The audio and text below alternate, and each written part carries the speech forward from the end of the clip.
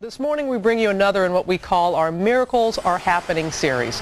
These are stories that have truly moved us and they have inspired us. And on this Friday, the story of a little girl whose message of hope could change the way you see your world every day.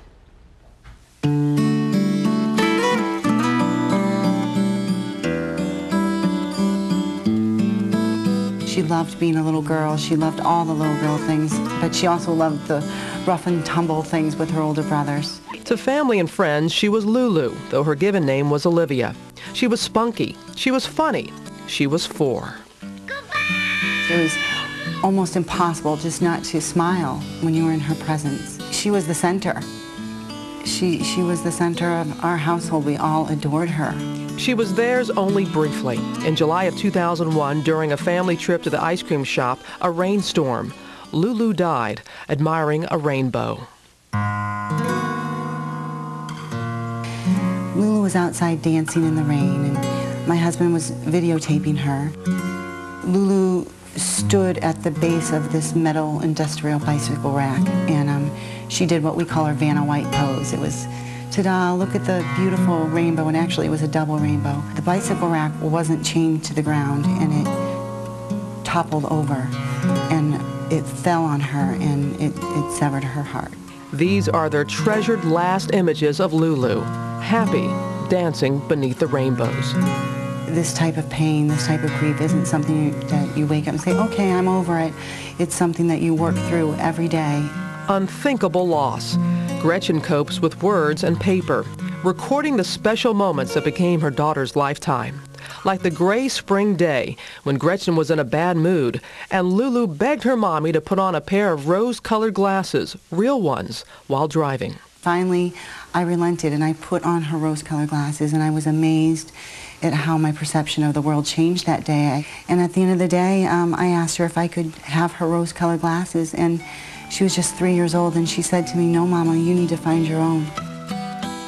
Those words have become Gretchen's inspiration for her book called Lulu's Rose-Colored Glasses, about a child who will forever dance under the rainbows. Lulu did teach me that I can be happy again, and not only for myself, but to carry her with me, and that's the greatest way to honor her. I just know she's up there dancing, just dancing and singing, and just, she's joyous. She's very joyous.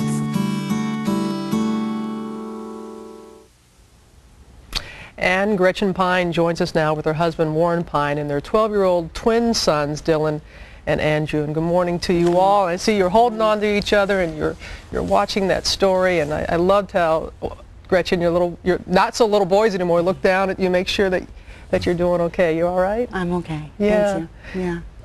It's good to be here. It's good to have you here all and to share your story, especially during the holiday times when people need hope. People do need hope during this time of year, and it's a message of hope, in that we can find our happiness, and it's within ourselves, and we have the choice. And our life continues, as difficult it may be. It does. Yeah. It does. You in your eulogy, and I read it, you weren't even able to deliver it. Warren's mother had to at the funeral because you were still so overcome, but you referred to your little girl as an angel, and even though she was, barely 4 at the time, you said that she knew more than many people know in a lifetime. So what was it that she knew that we should know? Lulu knows, and Lulu knew. The most important thing on this earth is a human spirit, and she treasured people. She loved people, and she loved the earth, and she didn't take it for granted, and she saw the world with such beautiful eyes, and I think we can all do that and learn a lot from Lulu. I know this has been a journey, and you're on a journey, and Warren, I know it's very difficult for the entire family, and you couldn't go to work for a time. You all had to take some medication just to be able to sleep at night. So for those families that have lost children, and they're in the situation that you are in, and to be able to see you now, how do you get to this point where you can start moving on with your life? What was so difficult for me, being her father, was I felt like it was my job. I needed to protect everybody and protect her, and I should have been able to, and I couldn't. So to you know, and everybody tells you this, you have to accept it, but you have to just continue to work through that until you can find, for us, find purpose, you know, find meaning. And the only thing that's acceptable, you know, after talking with lots of different counselors and different people, is that she had a purpose. She had her 4 years and she had a message to give, and this is the message that Gretchen is just so determined to share.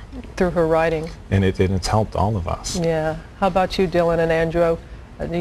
Tell us a little bit about your sister. I mean, you were the big brothers. She called you my guys? Yeah. Yeah. Well, she always had this thing of doing all these wacky poses at like any time. Like, it'd be like right out of the blue, she'd just give one crazy pose. It'd be hilarious.